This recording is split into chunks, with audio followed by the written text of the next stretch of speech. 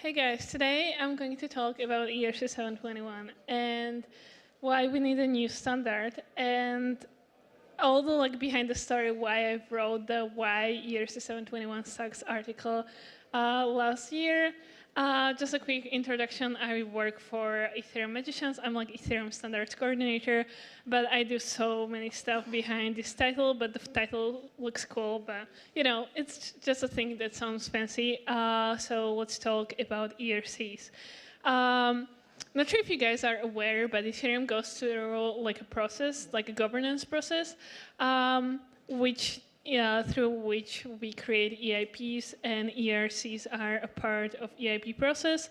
The chart there is just for the process which EIPs goes through before it got finalized, and how the governance process behind Ethereum works. Just ERC introduction. ERC stands for Ethereum Request for Comments, and is the application layer EIP. There are many other EIPs as well, like core EIPs, which are mainly protocol layer EIPs, but also networking, for example. And there should be 5 categories of EIPs, but ERC is one of them. And the ERCs is what I'm going to talk today about. Introduction. Also, ERC-20 is the most used standard. It calls the revolutionary standard.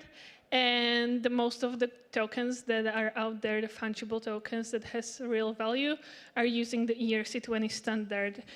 From my last research, the 70% of tokens out there are using this cool standard to function. And this is a smart contract standard which defines the main features, how the smart contract operates, and it's sort of the standardized way how what's for example, total supply, balance of, and transfer functions, and it defines how the tokens are being transferred on chain.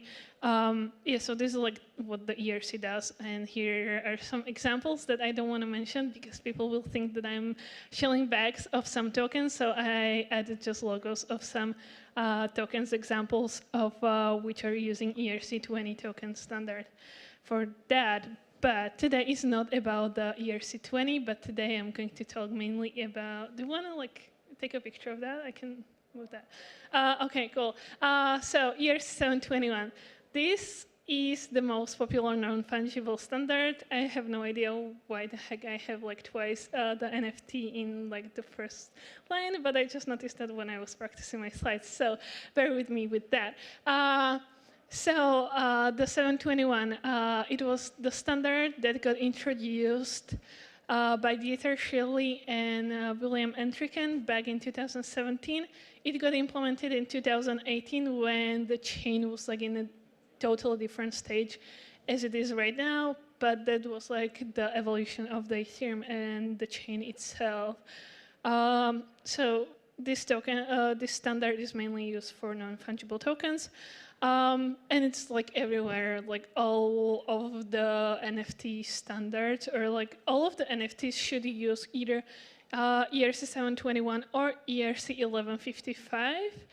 I don't have ERC-1155 in my slides, but the difference between 721 and 1155 is that 1155 is sort of a hybrid between 20 and 721. The 1155 introduced mainly atomic swaps, which allows you to transfer tokens within one contract. And so I feel the 721 is a great definition, because I'm going to talk in my next slides on the good and the bad of the 721. But I feel the good definition, how to talk when we are talking why the 721 sucks, is because it's so basic and so classic standard that it feels like a brick house for me, or it's lay down the base for how the non-fungible tokens should be defined on chain, or what is the NFT itself from the backend perspective. And then there are many other ERCs that were built later on, which we can sort of have example that, the 721 is like the house, and then the other AIPs are like the parts of the house itself. Not sure if that's a good definition, but I feel like that's like the closest that I can come up with in order to like explain it to like beginners as well. So 721, the good, it's very simple, which is also like good and bad. It has basic function, it works, it's good, like the 721, there is like nothing bad with it really, but it has also so many flaws.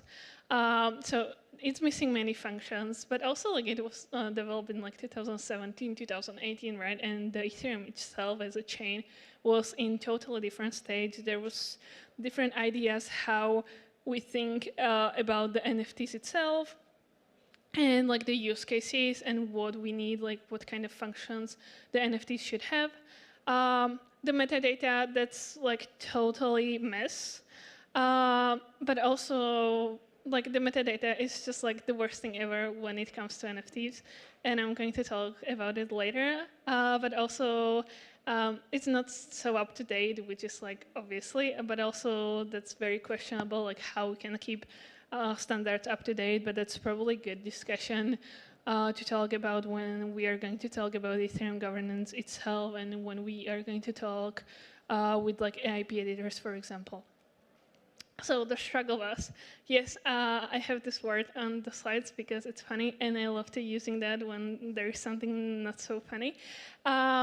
So this standard, the 721, was implemented before it hit the finalized stage.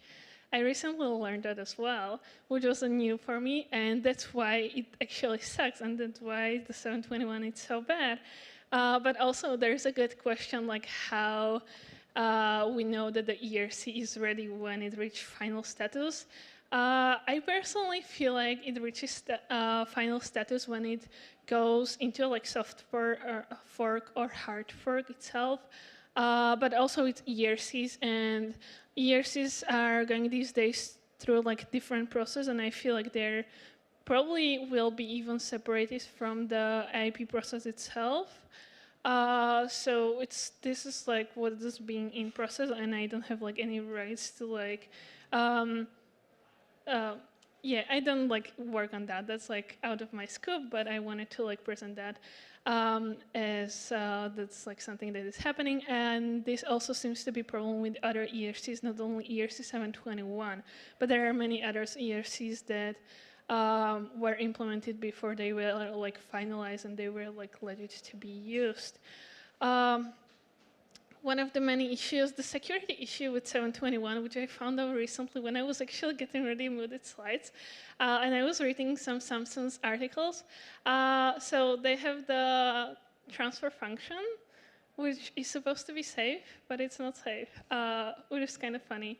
And I thought that it would be good to mention because it calls like unsafe transfer actually, and it's like funny. Like, why would you like add these words to like as a function, smart contract function, right? Metadata. This is like the biggest issue that we face in the NFT industry. Like metadata when it comes to like not even like from the art perspective, but also like the music NFT industry from metadata. Oh my gosh, they have like headaches. But there are like groups of people that are working on that. But metadata are basically NFT attributes, which are traits, which easiest example, open OpenSea, any kind of NFT, scroll down, and then the attributes, the traits. Yeah, it should be the traits, right? So like in the description, you can find like traits, and like the best example is like if you will open any PFP project as well. So it's optional. Yeah, 721 has metadata optional, and also, which is like not cool because why you should have metadata optional, right, in the 721 contract when the metadata is like it's like the key component of the NFTs itself, because metadata is like everything. It can be also like description. It's not even like a trait itself of the NFT itself, but it's also just like optional. one thing, JSON data, that's where you can find all the metadata of the NFT itself, but it's stored off-chain. And the 721 has the token URI, which points out to storage URL. Best case scenario, it's in an IPFS link, which is the centralized. Worst case, centralized storage, which is the pain in the ass, especially if you guys are building NFT marketplace. And NFTs has centralized storage. That's like the worst thing ever, because then it's like hard to fetch them. And that's like a trouble. Also wanted to point out to the standard that is even in draft, but it's the metadata integrity ERC, which points out to schemas, and schemas are just like a huge list of definitions how metadata are described, but it's mainly connected to the physical components or like physical functions. So it defines like graphic designs and whatever. Yeah, so highlighting the optional in the ERC-721 contract. Not sure, I mean, okay, my face is not there. But yeah, okay, you guys can see that as well. So this is just like a proof that metadata are optional. Metadata extension. Yeah, there was proposal to add metadata extension to 721, but from I mean, I sort of understood this as they made 721 with metadata optional, and then they made metadata extension, which they wanted to just extend the ERC-20 token interface to like support the metadata itself, which means that we would have 721 with optional metadata, but then also ERC-20 with metadata extension. Doesn't really make sense, but it's the solution that is like out there, and wanted to point that out.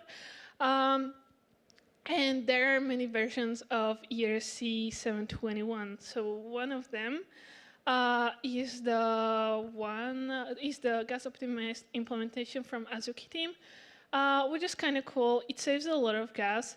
Also, the chart is very cool, but it was made when 1 ETH was like 3.5K, was like 3,050 for 1 ETH. So the numbers may differ right now. So that's why there is like such a huge difference in the numbers. But this is like one of their implementation from Azuki team.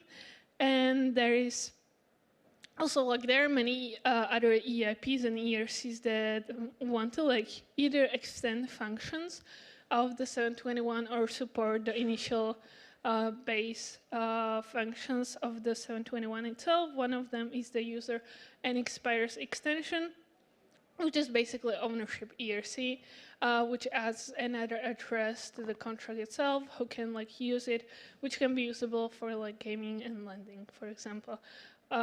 This is very new ERC, by the way. It came out like probably 2 weeks ago, I believe. Also by people who are in the NFTStandards Working Group. So another EIP, which is kind of cool. This is funky EIP because it's about the permits. Permits are the signed messages for tokens, but what this EIP does, they took the EIP 2612. Is it good? Okay. So they took EIP 2612 and they extended with token ID functions, because non-fungible tokens are defined by token ID, and ERC-20 tokens are defined by value. So this is just like extension, and this was supposed to do, it's the permit IP, which was supposed to extend the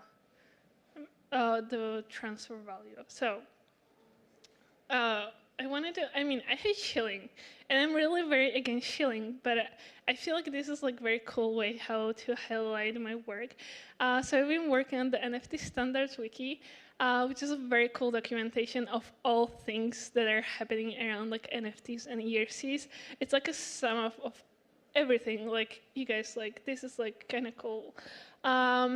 So this is like documentation of everything, or like of like all standards regarding that. I did also research on security of NFT standards as well, and a bunch of others. There is a Telegram working group as well, which there's so much going on, and there are like new standards being shared and discussed, which I feel like it's quite cool and can be very helpful for the community itself. Kind of takeaways, and I'm ending right now.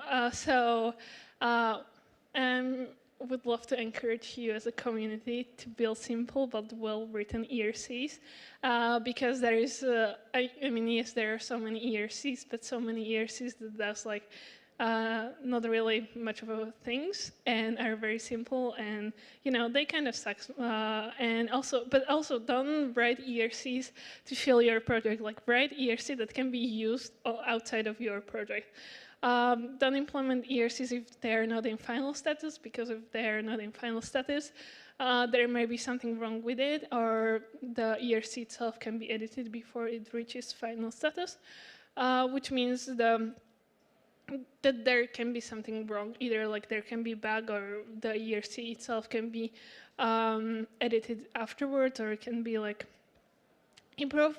Ethereum Magicians Forum is a very cool place for discussing all EAP things and ERCs and gaining the community input and feedback for your IAPs, and read the standards wiki. And also, if you guys will see the GitCon grants, like Ethereum Magicians on GitCon grants, please donate to us, because that's like how we run, and that's like how we support the EAP development. And that's pretty much it from me. Here are my social media links, everything, and enjoy ECC. And I think I'm open to questions, right?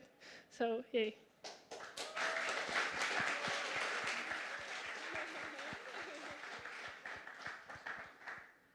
Any questions?